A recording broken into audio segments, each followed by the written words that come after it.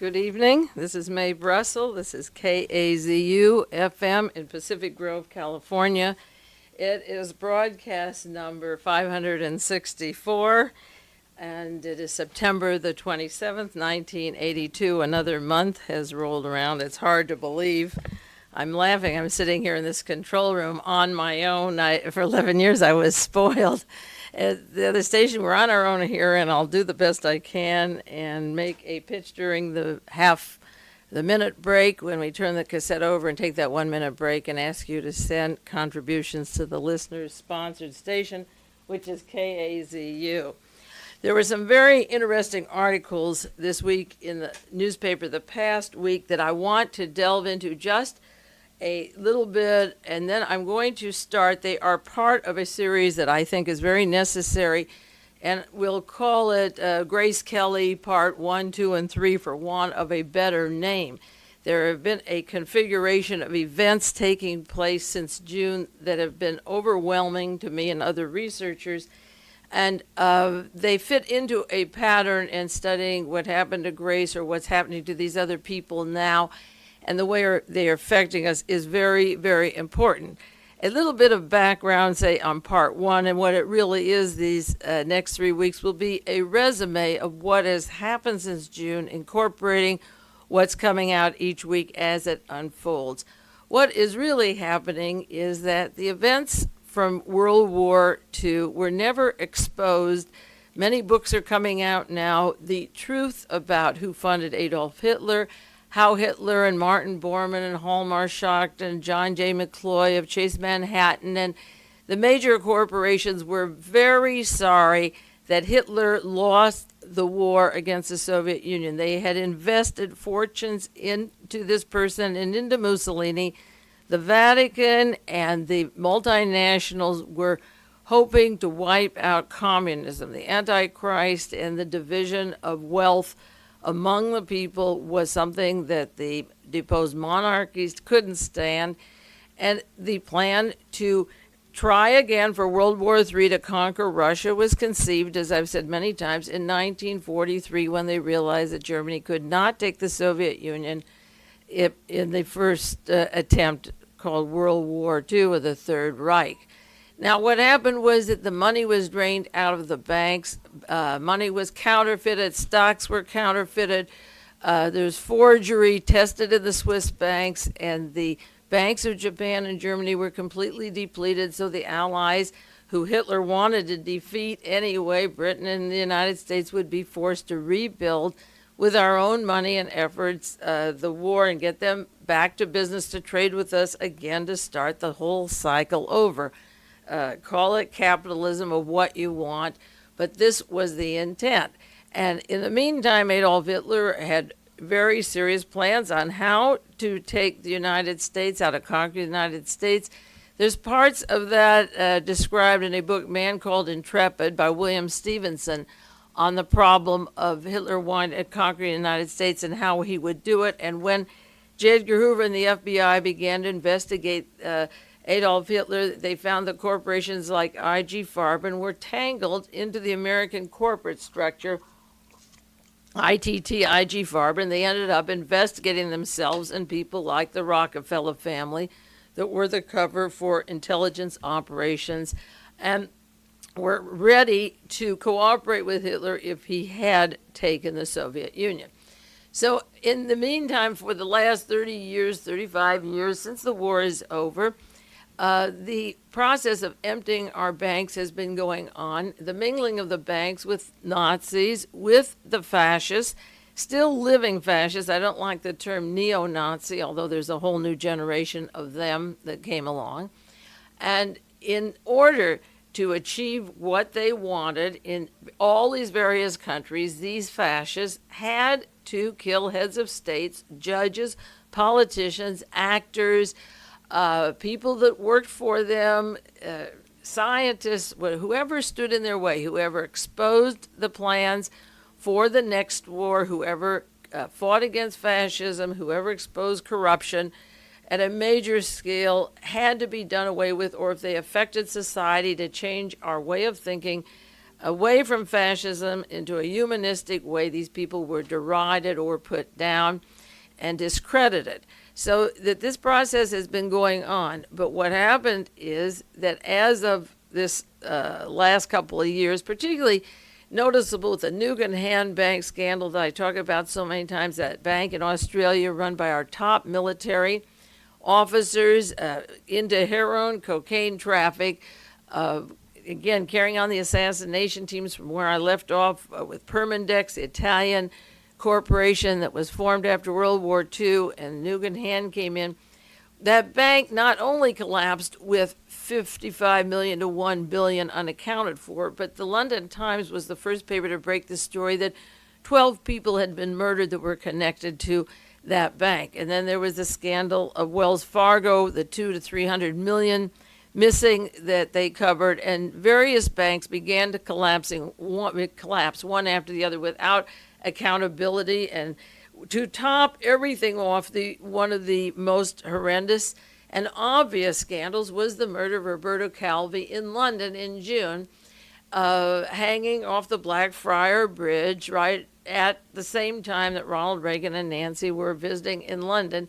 He was the president of Branco and Brosiano. And because it linked to the Vatican and because it had so many tentacles to dummy fronts, organized crime, murders of people before Roberto Calvi was murdered, it incorporated, like Nugan, NATO, the American Army, the American CIA, British intelligence, Nazis, this crime syndicate, and world organizations, secret organizations, those inside the Vatican, like the Sovereign Military Order of Malta, the Sovereign Military Order of Jerusalem, the various secret societies began to get exposed because the investigators weren't looking for murderers, they were looking for money. It's just as in Jonestown, when over 900 people were killed. It didn't matter that they were killed. What mattered was, that all of this be covered up, and Jimmy Carter said, let's not overreact. Again, I compare that to the massacre in a way over in Lebanon. The American people didn't care about American citizens. But Jim Jones had $14 million, a lot of it in Swiss banks and Panamanian banks, which I do want to get into some more. And that money of Jim Jones wasn't investigated. It was tied to narcotics traffic, to gun running, to mind control experiments, to Nazi experiments, covered up. Now, many investigations have been covered up before, particularly the John Kennedy murder, the Robert Kennedy murder, the Koreagate story, the Senate Watergate story, the British cover up their scandals. And they've been successful at giving slaps on the wrist and covering up these stories. But a new element has come into the picture now, and that specifically is what I call the money story. What is happening in these various countries and banks? Where is the money going? Who has the money? How are these people connected to each other? And it's these pieces of information that are of interest to me, and I'm going to try to make sense of them for you, say, in the next weeks 1, 2, and 3, a 3-part series going into this particular area of the combination of the secret societies, the Nazis, the organized crime, the deposed monarchies, the drug traffic, the people that are being killed, the countries that are having the coups, and how a handful of people, their names run through this whole scenario. It is a script with a few people appearing always at the same time and places or mingling with each other. Now, there were some articles that, as I say, were of particular interest that I want to use as an introduction to the some of the other material. One is from the New Solidarity that came out August the 20th, 1982, on the Vatican. Licio Gelli, that was the man who fled Italy, went down to Argentina, who was arrested the night before Grace Kelly's accident and before Jamal was murdered. This is called the Vatican, Licio Gelli, Monaco, and Kissinger. And New Solidarity, it's put out by Lyndon LaRoche. For years, I thought he was flaky. I thought he was off the walls. I have trouble relating to some of the people he works with. I can't accept everything he says. But in all fairness, in the last year, somebody gave me a gift subscription to New Solidarity and said, start taking it because there's things in there that you're talking about on the program. And in all fairness, it is the only newspaper that makes connections of events coming down and makes them before they happen, consistently before they happen. And you have to begin to recognize this as a source of information if it happens that way, and it can be checked out. New Solidarity had an article on August the 20th. They had another one on August the 25th I'm going to share with you. On August the 24th, they had one on Monaco and Henry Kissinger, and this was 2 weeks before Grace died. August 25th, they had one on Kissinger, the Phalanges. That's the fascist party set up by Hitler in Lebanon with Pierre Gemayel. Lebanon, it's called Monte Carlo and the Nazi connections to Begin and Sharon. That was August the 25th. The New York Post had an article about Princess Grace and Vatican secrets, which I want to share with you how I got that so quickly. And then the two articles were sent by David Emery from the San Francisco Examiner and San Francisco News on Christian vonDamm in Bolivia. I mentioned this before, that are very important. The cocaine connections, because they go right back to New Jersey, to Washington, D.C., to Ronald Reagan, and that full cycle, the circle that Mr. Saigon talks about, the title of his book. Then a story on the Italian scandal, again, the arrest of Licio Gelli, and the Vatican connection, a book review that came out yesterday in the San Francisco Chronicle, and somebody sent me the book today. Of course, I haven't read it yet, but this cross-section of 7 stories is a prelude to part 1 of the material I'm going to share with you, because it covers a lot of the background of the individual cause and effect events that are taking place. Now, New Solidarity, starting with that article, August the 20th, the title was Kissinger's Prince, Scattered Bodies, Marked the Fall of Spadolini Government in Italy. And this is about Henry Kissinger working with a crisis in Italy, which is described in quotes. In reality, this crisis is one of the most dramatic events in a seething international faction fight, which historically has had its most open and violent manifestation in Italy, but it has a broader battle which includes all of us, with the purpose to do away with Western democracies. And that's why week after week I talk about Fritz Kramer, the German Habsburg royalty who was the mentor of Haig and Kissinger, Alexander Haig and Kissinger, because Kissinger is his puppet and Kramer is not visible. And this article tells about the Freemason Lodge in Rome and the dirty operations of Licio Gelli there. But the so-called Monte Carlo Commission Lodge of Monaco and the Grandmother Lodge of the city in London are connected. Now, London is where Calvi was hanging from the bridge. He went to London and obviously had some messages and people to see. London is the place where Shlomo Argov, the Israeli ambassador, was shot. He didn't die. You haven't seen a picture of him. June the 4th, he was shot. And the cause and effect, June the 6th, was the invasion of Israel into Lebanon. This story goes into the assassination teams of Henry Kissinger. They keep accusing him of his links to the killing the former Prime Minister of Italy, Aldo Moro, and their plans to put Mr. Craxi in as a new Il Duce in Italy. This article says Craxi would become the new Mussolini. The Banco Ambrosiano scandal rubbed off on all of them. And the central head of the bank, the central bank head, is a Mr. Ciampi from Banco Ambrosiano, a suspected member of the Monte Carlo Commission and also the Grandmother Lodge in London. So they were writing 2 weeks before Grace died about the links of Monte Carlo to Licio Gelli, and the day that Licio Gelli was arrested in Switzerland, the next day was her car crash. Now, there was another story, August the 24th, on Henry Kissinger, Mr. Craxi from Italy, and Monaco. And it, again, goes into the links of the lodge in Monaco, the importance of it, connected to British, American, and Swiss people working with the Trilateral Commission, the Société des Vins de Mer in Monaco, and the links of Prince Rainier with Lee Radziwill and the Thurn and Toxa family of Europe from the Hesse area. This story goes into Roy Cohn, who went quickly to Monaco. He was hired as the attorney for Alfred Bloomingdale when this suit came up. And he went immediately to Monaco, where he was having dinner with the man whose father is the attorney for Prince Rainier.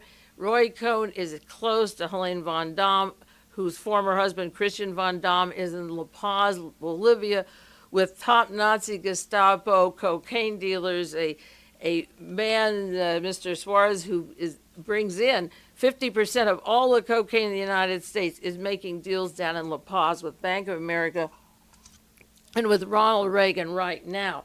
So that the Roy Cohn connections, he's always been a bag man, going back and forth and internationally with these countries, from Bloomingdale to Monaco to Helene vonDamm to the White House to a special commission with Ronald Reagan. Very important character, and I'll do some cause and effect on where these people are one time, and then they're having dinner with another person here, and then an event happens, and they have been traveling around.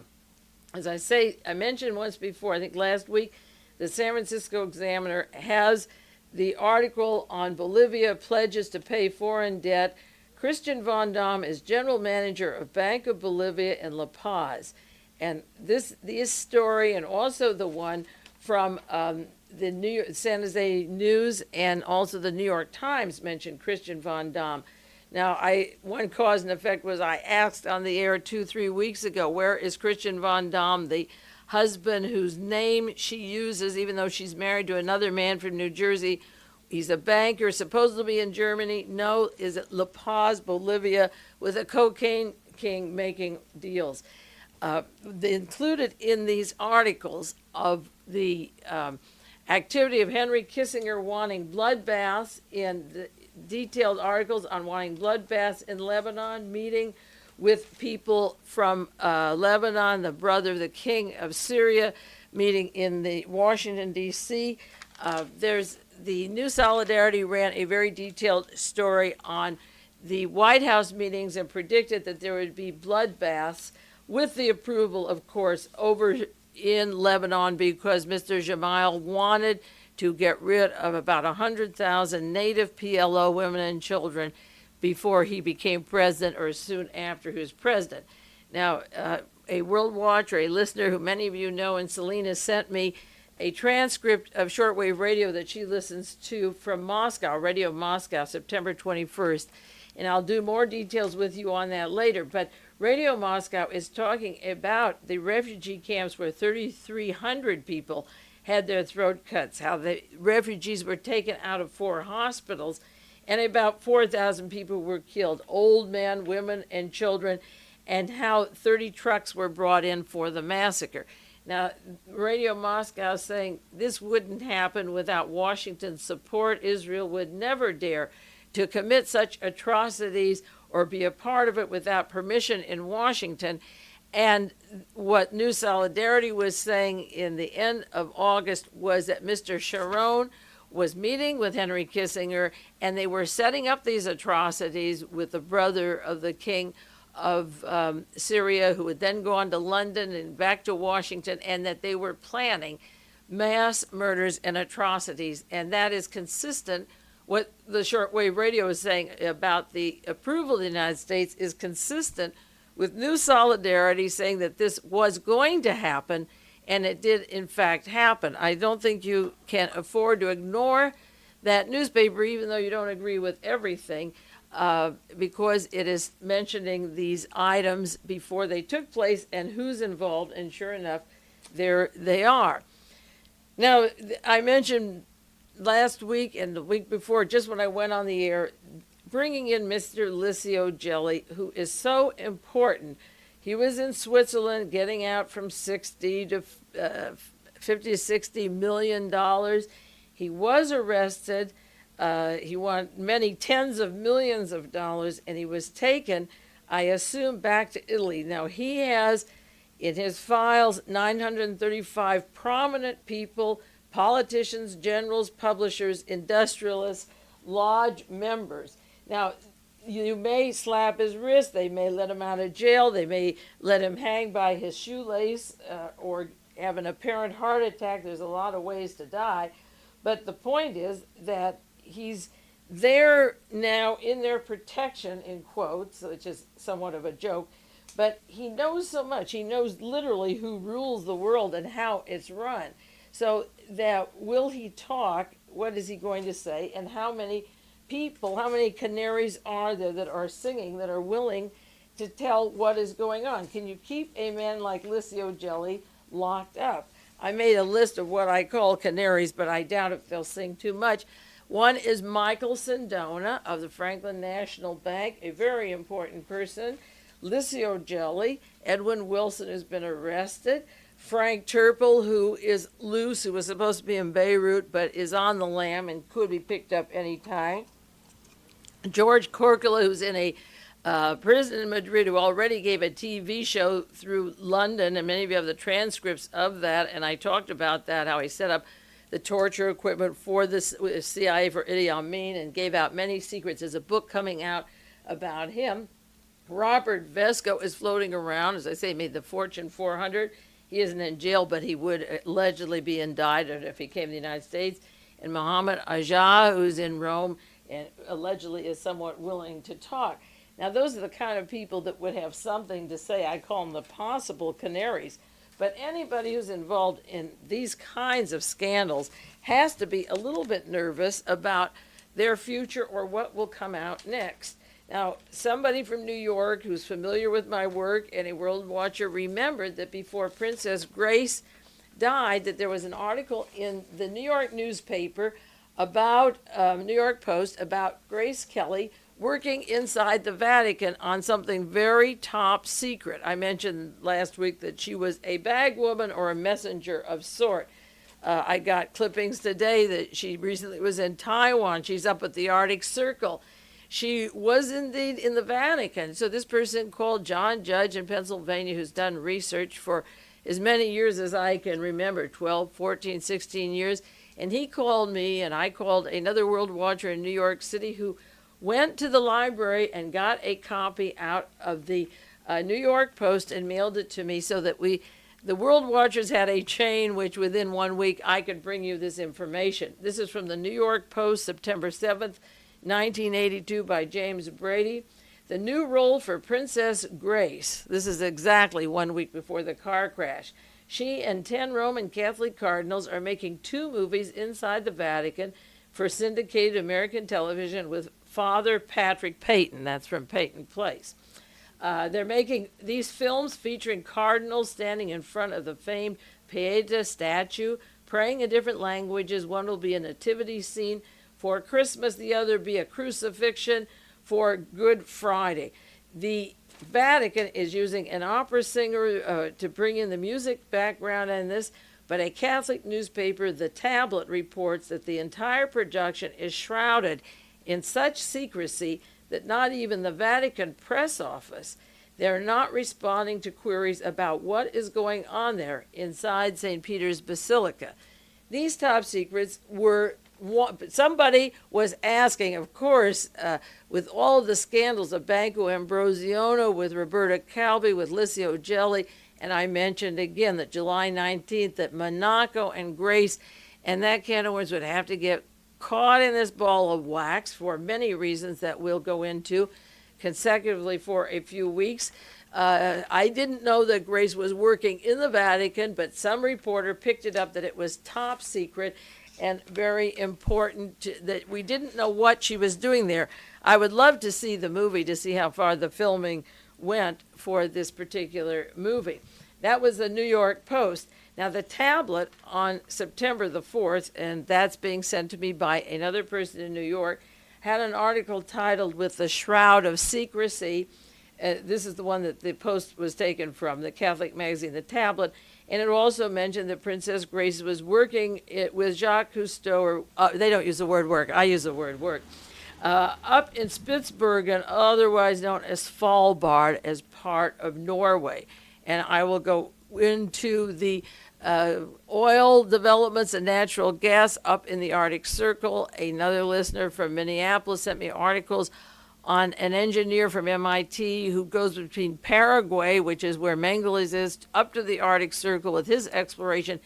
And remember the global resources, global natural resources, the Vesco corporation, it was investment overseas from New Jersey, fighting a German corporation wanting control of the Arctic gas and oil. A big story, I knew it was, and put it on the air for you about that. Now, the New York Daily News, September the 15th, had a story about Princess Grace, and they put it in the past tense. This was after she was dead. What was Princess Grace working on? A film in the Vatican. The work was completed in June. Now, the first story was, what in the heck is she doing? What are the secrets in the Basilica? The words were, what is going on at St. Peter's a week before the crash? Okay, once the crash happened, they said the film was completed in June. It'll be interesting to see if we ever see the movie or if she was just there for a particular reason that, and I imagine there was a lot of conversation going on. And as I said, I just got an article from Philadelphia, from New York rather, saying Grace was also in Taiwan recently with some marvelous quotations I'll share with you. Now, the book review and the book that I got at the Vatican Connection, San Francisco Chronicle, had a review of it yesterday, but there were certain points in this book that are pertinent to what I will be doing the second half of this program and for the next second or third weeks, or maybe for a long time to come. I want to share those with you. We'll take a break here so that you can turn your tape cassette over, and then we'll continue with part 2 of this program.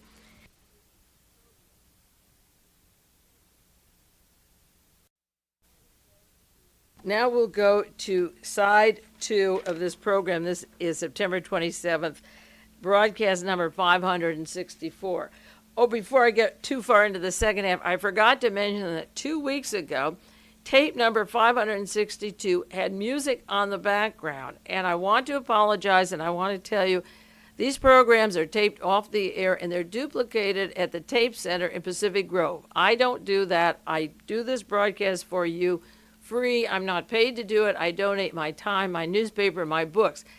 Duplicating them is a business, and you should get a clean copy. And you got music in the background. I make no apologies. I'm not even going to spend airtime giving you a reason or an explanation. All I'm going to say is if you have a problem with your tape, put it in the next delivery of the mail and send it back, and you'll get a new tape. That's all you have to do. You shouldn't have anything on the tape, and it should be a brand new pristine tape, and I'm sorry about that. But once in a while, there are some mix-ups. I don't even, as I say, want to go into it, but send it back, and we'll take care of those immediately. Now, this review of the Vatican Connection, this was just a book review, and I have the whole book, but I just want to mention it because it does hit the points that I will be bringing up on the cause and effect topics that I want to share with you. The review is about the book, The Vatican Connection by Richard Hammer. It's out on the stands now. During the early 1970s, this commentator reviewer is saying the Vatican was in cahoots with the mafia mobsters. This is the allegation of the author of this book. Now, Monaco, as far as Princess Grace, was the headquarters of the gaming table of Aristotle Onassis importing hashish from South America, the booze and whiskey of Joe Kennedy and Winston Churchill. A lot went down in Monaco. It's not a virgin territory, and it's not the fairy tale they would have you believe when they're married and buried. When Grace married the prince, the Hollywood star, well typecast, there was Aristotle Onassis with the floral display and so forth coming down from airplanes. And she had ties to Churchill and Onassis, and maybe not at the end, but when she arrived, and the Vatican. And the point is that this book talks about the early 70s, and the early 70s were very important. That was just prior to Watergate. Richard Nixon was in. All hell was going to break loose. Spiro Agnew was the vice president. He was linked to the Greek military junta and the CIA and the worst Nazi fascist elements in this country, and Tricky Dick with the organized crime connections and the Nazi connections. So we had a good team in the White House, president and vice president. this book says there was a Vatican plot, which they go into, to purchase $950 million in phony securities. Michael Sindona's bank collapsed, and the Vatican investments had trouble because they had a lot of money involved with Michael Sindona. He was the financier for the Vatican.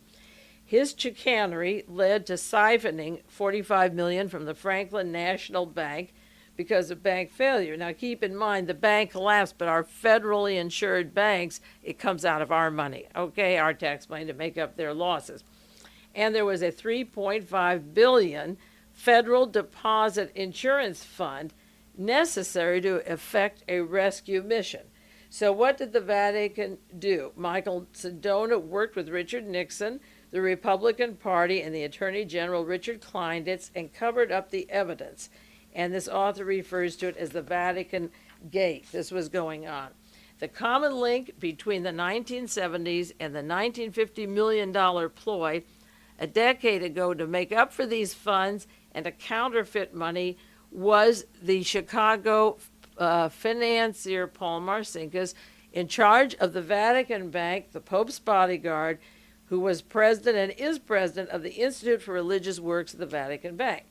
Richard Kleindienst and Secretary of Commerce for Richard Nixon, John Connally. Now get this one, because on the cause and effect, we'll get back to these names like Nixon and Kleindienst and Marcinkus and Dona and Grace Kelly and Frank Sinatra.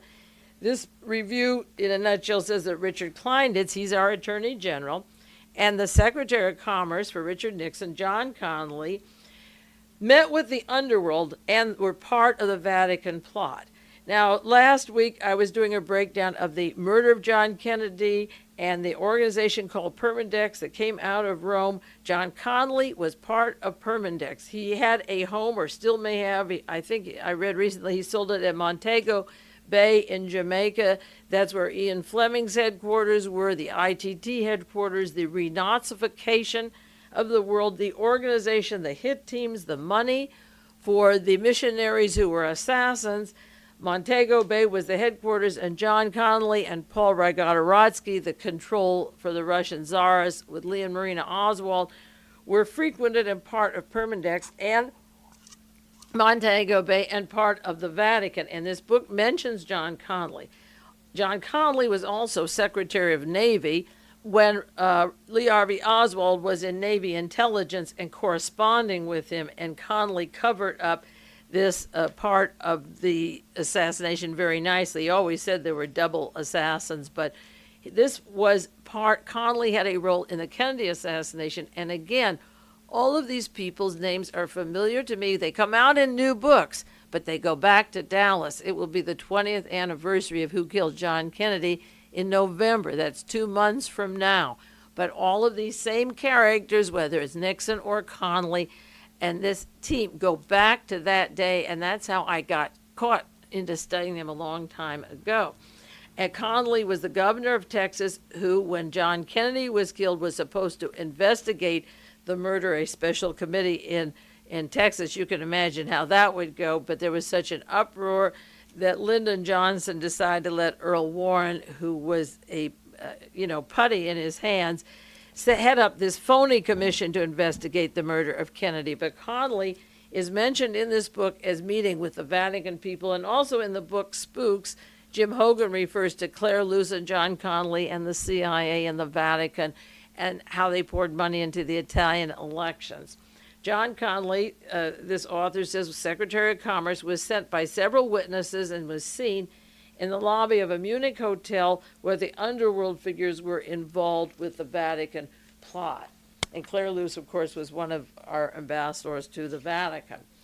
Now, in the book The Vatican Connection by Richard Hammer, he talks about Mr. Tisserand, who was involved with these conspiracies, and that he was one of the most trusted people of the Vatican, and that it was a shock to investigate this work and find out that Cardinal Tisserand, Eugene Cardinal Tisserand, was involved with the mafia and was encouraging Leopold Ledel, LEDL, to produce bogus American securities, because Tisserand was thought of so highly in the Vatican.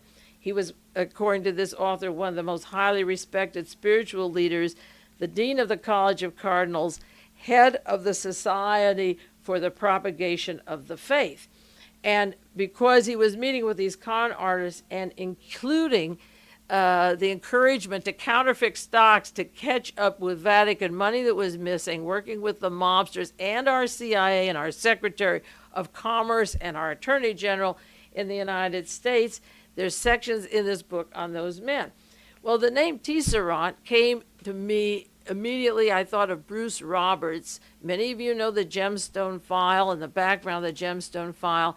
When I wrote the article, Why Was Martha Mitchell, in 1972, August 72, I was up at KGO Radio. It was around September when Bruce Roberts called me and wanted to meet me because he had done extensive research on Mr. Tisserand, on Pope Montini, on the OSS, the Vatican connections to mafia. Now, this was all new to me. I had studied a lot on the murder of John Kennedy for 9 years up to that point, but I never had yet made the Vatican connections, and I knew the mob was involved with killing Kennedy, but that part was foreign to me, and I just shook my head like some of you do when you hear me talking about these things now. It was all new to me, and Bruce Roberts told me how Howard Hughes had been taken off to a Greek island, that Onassis had them, that a double was in Vegas, and he was the person whose information I used to collect every book that's been published on Howard Hughes, and did a story, and then was convinced that there was this double that is now Vance Cooper, buried in the grave that is supposed to be Howard Hughes. So Bruce Roberts gave me a lot of material, and I got out, he gave me 300 pages of these various scandals and interlocking connections.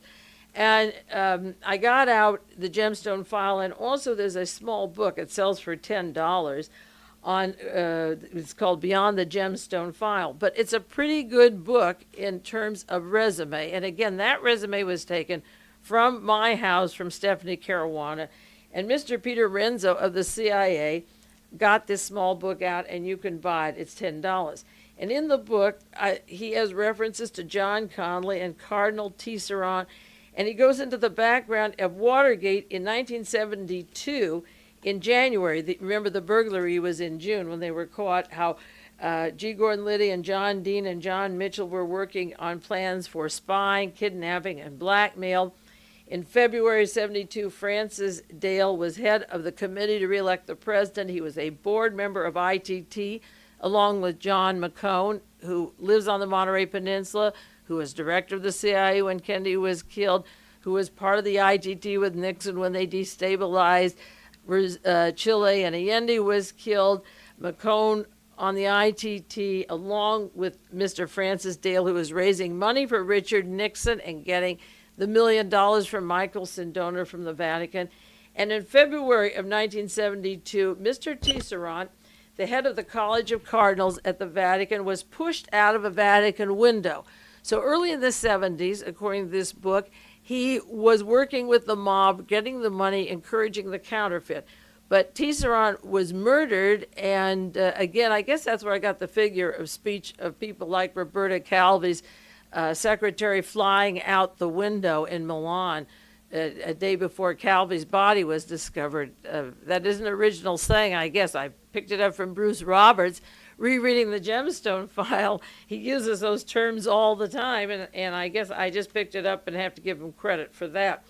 Now, Mr. Tisserand was the man who hated Pope Montini, Pope Paul VI, and according to the Gemstone Files, he referred to him the deputy of Christ at Auschwitz. Montini was the secretary to Pope Pius XII, who was working with the concentration camps. Montini was writing the passports for Martin Bormann and other Nazis, Avery Dulles and others, to leave and go to South America. Tisserand was thrown out the window. He hated Montini and called him the deputy of Christ at Auschwitz, which is interesting because John Paul II was an actor and he worked for I.G. Farben, but he wasn't even a priest when he came to Rome and was the protege of Montini. Then went back to study to be a priest and did work for I.G. Farben, for Solvay Chemical at Auschwitz. So Tisserand was accusing Pope Paul VI, Montini of being the Pope at Auschwitz, and the man who he took under his wing as his godson, his protege, turned out to be working at Auschwitz. So Tisserand must have known a lot, or what was going on during the war. And anyway, the book on the Gemstone File goes into these connections. Now, these articles are important, the Vatican connection and the New Solidarity, the discussion of the links of Jamal, of Monte Carlo, the airwave stations at Monte Carlo that go directly to the Middle East, the prediction of the bloodbaths which took place, the Christian vonDamm in Bolivia. Those stories are important. And where Grace was in the Vatican between Taiwan, the Vatican, and the North Arctic Circle, which is a headquarter of a lot of exploration and activities going on at the present time. So those are background, and almost an entire program on background of the cause and effect that follows. Now, just one type of article that I'll be doing on Grace, because some of you want stories on her, and I'm going to do a lot next week, and I'll do some of it now on what I call the cause and effect. First article that came out after the accident, she just simply hurt her leg and her neck, and she'd be out. And this was the first report. And then the next day she was dead, and it was a shock because the report was so lackadaisical. Lucky Princess Grace suffers only a broken leg in fiery car accident. That was the first day. 1 week before she was killed, in Parade magazine, there was a story about her daughter Caroline and a question. I read all the stuff in the paper about Princess Grace of Monaco splitting with Prince Rainier and Princess Caroline going off to some island with her Argentinian tennis player. Does anybody take Monaco people seriously? And he answered, they're only or mainly in Philadelphia, which is her hometown. Once she was dead, she was taken seriously as a world leader, a role model to look up to. But as I say, the first report of the accident was Lucky Princess Grace suffers only a broken leg in the car accident, and then you know what happened the next day. The San Francisco, it's the Los Angeles Examiner, Herald and Examiner, had a reprint of a New York Times article, September the 21st. This was 5 days after the accident. The doctor's version of Grace's death troubles peers in the United States. When Princess Grace's doctor spoke out publicly without the family's permission and then contradicted official statements, their versions should have been clarified. Now there are questions, and remember last week I brought up the question of who was driving. Was it the brakes? Was it the stroke? The many discrepancies of the car and the actual physical discrepancies, how the car was taken out of France to Monaco. Nobody could see the brakes. There was no autopsy and so forth. This article says the questions have centered on the princess's doctor's interpretation of a CAT scan of her brain, on why they administered anesthetic if she was unconscious, and why the decision was made to terminate medical care so soon. And I compared that to Patricia Neal, who survived after being in a coma for, I think it was 3 or 4 months, and delivered a baby at the same time she had been pregnant. Princess Grace could not speak, was not moving, and did not respond, according to the doctors. But then the doctors in the United States said, how do you get a CAT scan x-ray? Why do you wait so long?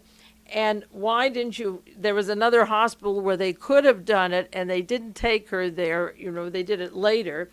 And if she had head injuries, in Princess Grace's case, the delay in getting the CAT scan was due to 2 facts.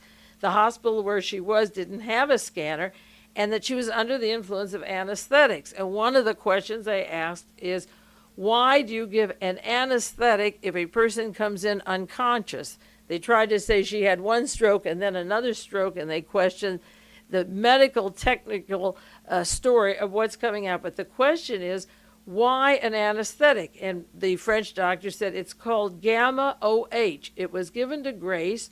It's not an anesthetic, but it's a rapidly acting French narcotic drug.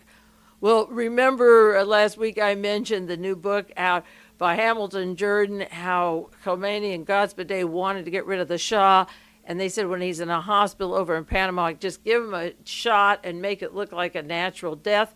and they offered the Panamanian doctor $1 million for this. Of course, the Shah died a few months later. We don't know what got in him or if money was transacted at all. But the point is that this was the offer. And they said, oh, we didn't give her an anesthetic. It was gamma, OH, whatever that is. And then she was temporarily moved after 12 hours.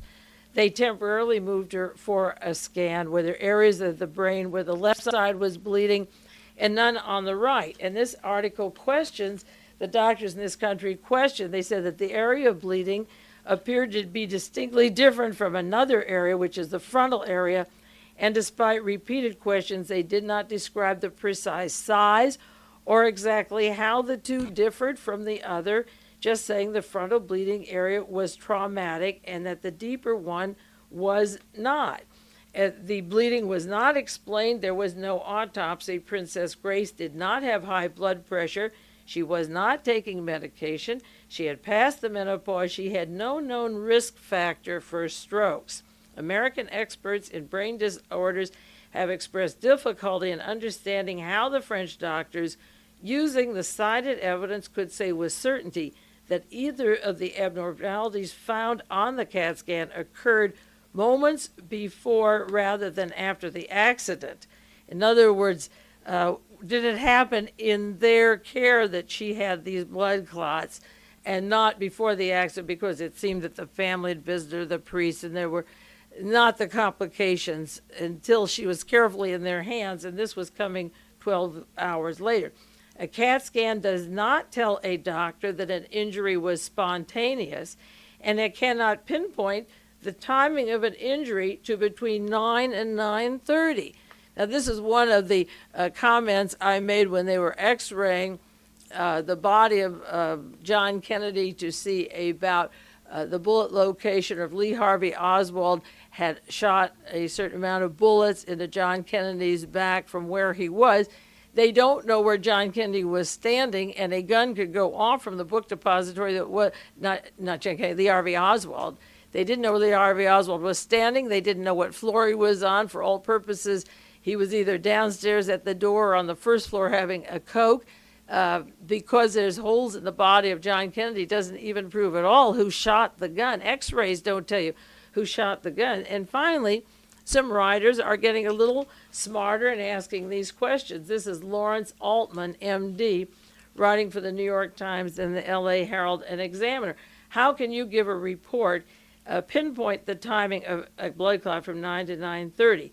This article says judgments about brain deaths are based on repeated clinical examinations of the brain and central nervous systems and knowledge from CAT scans of the nature of the problem and cause. Many have asked why Princess Grace's doctors seem to have given up hope so quickly by stopping the life support system the day after the accident. They explained the brain waves showed no electric activity, but independent observers will never be able to determine for themselves exactly what happened to Princess Grace because her doctors did not ask for an autopsy. They didn't want an autopsy. The car was sequestered away. The question of trying to pinpoint, when you protest too much, when you're too definite about the exact time the blood burst at this part of the brain, it burst when you're on the road driving, and then it came, a little while later, a half hour. They're making up too many details to really tell you much about the accident, except that they're making up all of these details. Now, I started a folder of subjects that I'm going to be doing, as I say, for the next few weeks. I did mention the Canaries who are singing, the fellows that are talking, or like Muhammad Ajah, who shot the Pope, and Frank Turple, who is talking, and a book's coming out, and we'll learn a lot from that, the men who aren't talking. Then in the next week and two, I'm going into the deaths, and I've done some of them sporadically on this program since June, the main deaths, and make the connections of what happened a week or 2 weeks or a month before, and then the person died, instead of just saying Alfred Bloomingdale died or the charter airplane up in Ireland with those people and making the connections when it came down, or the best friends of Prince Philip in Great Britain, and the scandals going on in the palace in Great Britain, and the catastrophic changes going on there. I'm going to do a cause and effect where Michael Fagan was when he was there, and then what happened, where Alexander Haig was, and then Haig was fired, and then what happened. Now, I'll do the deaths from June. I've been listing those up to the present. The calendar of events day by day. What happened on each day? I'm putting in chronological order some of the main news stories, such as when Mr. Cortland Gross was killed in Philadelphia on July 17th, and July the 18th, Edwin Meese was moving to investigate the links of Raymond Donovan to organized crime, and then a few days later, on July 23rd, Edwin Meese's son is killed in a car crash. I'm going to do the cause and effects. Then the GOP funding that comes from several sources that are being exposed currently. The Michael Sindona Vatican connections to the Republican Party, Licio Gelli, Ronald Reagan, he was at his inauguration, and the Argentine Saudi Arabian connections to the current administration. Third, the Masonic secret society, mafia, Nazi fundings to Ronald Reagan and Richard Nixon, because they were the heir apparent of this party that would lead us into this holy war that we're leading up to at the current time. The funds of Mr. Raymond Donovan and the Teamsters to this administration and to the past administration. And as I say, then the cause and effect, which I think is the most interesting area. I've been working on this, such as Mr. Tisserand, working, say, in 1972 in the early 70s with the mafia, the crime syndicate, a respected man being forced to ask these various people to make counterfeit stocks to deceive the American economy to save the Vatican Bank, and suspecting Montini VI of being the Auschwitz Pope, and then the putting in the power, the actual Auschwitz Pope from Poland, and the connection of Tisserand to what he was saying to what happened later. And then when he caught on and was used for this role, he goes flying out the window at the Vatican and is killed. He's mentioned in the book, and many of the people mentioned are still alive. He was one that never quite made it. They cause and effect in, for example, in April, I'll do one or two for you now, April the 16th, 1982, I did a program mentioning the Wall Street Journal article on the Arctic oils and minerals, the Robert Vesco Corporation, New Jersey, versus the German corporations and the Warburgs. There's a new book out on the Warburgs funding Adolf Hitler during World War II. The Warburgs are involved in the current operations. And that article from the Wall Street Journal mentioned Marvin Warren, Ohio businessman and banker, former ambassador to Switzerland, and Arm & Hammer and Occidental Petroleum. Well, now Princess Grace, August the 7th, 1982, is up at the Arctic Circle touring for whatever reason. Mr. Arm & Hammer is the host in California last Thursday to a party for Prince Philip, who came to California just a month ago for the John Paul Getty Museum. And Getty was a cover of TCI, the organization with Hitler's Gestapo and Otto von Bolschwing that sent Helene vonDamm to be Reagan's secretary when he was governor. The Getty people were tied to TCI and the Gestapo and the Odessa organizations. That was a while back. vonDamm is in the White House now making appointments, and her former husband or her CIA mate, Christian vonDamm, is with the cocaine king down in Bolivia that owes us debts in California. So that the cycles go, I mean, if you have money in the Bank of America or other banks that are collapsing, you become affected by these things that are totally out of your control and are coming down at a speed that you can make a cause and effect relationship. I bought some property in Canada to move up to or to invest in. I hope to move up on Vancouver Island. And I bought it with another woman because as a partner, you can get a better investment. And we got a choice piece of property. Well, she wants to get out of her partnership because we can't put it under two separate names. We have 28 acres. So if we sell it, we'll each have our own piece, and that's okay with me. And I agreed to to sell half of it. Okay, we had asking price, and it's listed at that price. Now, what happened was that she called me frantically a week ago. She has to sell this because she has money invested in the Mexican banks that collapsed. So I have a business partner, even with all my business savvy or know-how, I have a partner in property up there and may have to take a loss because she needs the money. I can't hold out, so I may have to lose, say, 20 or 30 or 40,000 and sell it cheap to let her be bailed out because she needs the money that she lost in Mexico. So just on a personal basis, with the manipulation of these bastards and manipulators, you get something, you think you have it for your children, you think you have an investment, and by the time you pay the taxes and she gets her money out, it's a disaster. So just personally, this is just one example of the way people are affected. As I say, in California, the Bank of America is tied down to the cocaine king, making deals with the banking industry, and we'll do more on that next week. Now, next week, I'm going to run down some cause and effects for you that have taken place. I think you'll find them interesting. I've been working on them the last 2 days, and personally, I think they're fascinating, and I think it may help you who are studying the news or interested in the news to realize that these cataclysmic events don't just happen, that something triggered them or event happens, and then another thing responds to it. And if you study them, it makes the news more interesting. I don't know how you can survive all the little tricks of the game, but it does make some of the news more interesting. Now there's a knock at the door downstairs, and it's time to let in the fellow. He has a program at 8:30.